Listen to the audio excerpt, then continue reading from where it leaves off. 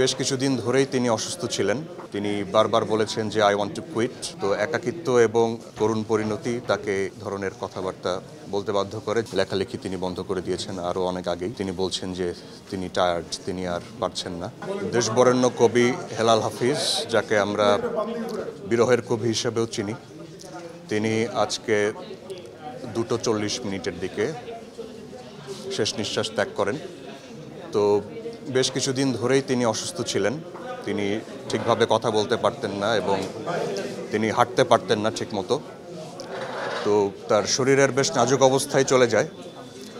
তো বহুবার তাকে তাগাদা দেওয়া হয় যে আপনি হসপিটালে অ্যাডমিট হন, কিন্তু তিনি রাজি হননি। তিনি বারবার বলেছেন যে আই ওয়ান্ট টু কুইট।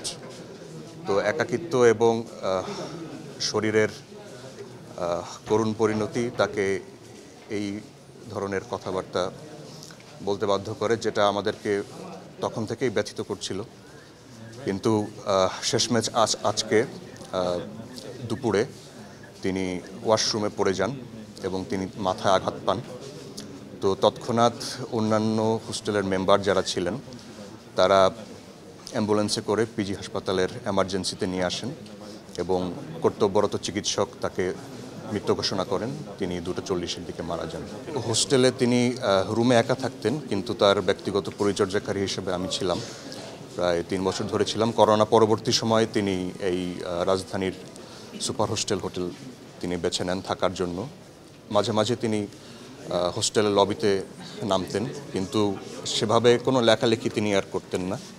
লেখালেখি তিনি বন্ধ করে দিয়েছেন আরও অনেক আগেই।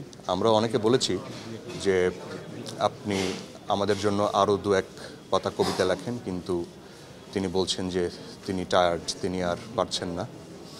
তো প্রেস ক্লাব তার দাফন কাফনের এবং শেষকৃত্যের দায়িত্ব নিয়েছে। সেখানে একটা জানাজা হবে এবং পরবর্তীতে বাংলা একাডেমিতে একটা জানাজা হবে এবং তারপরে সর্বশেষ তার যে দেশের বাড়ি নেত্রকোনা, সেখানে একটা জানাজার ব্যবস্থা আমরা করব ইনশাল্লাহ, এবং সেখানে তাকে দাফন করার পরিকল্পনা আমরা করেছি। ধন্যবাদ।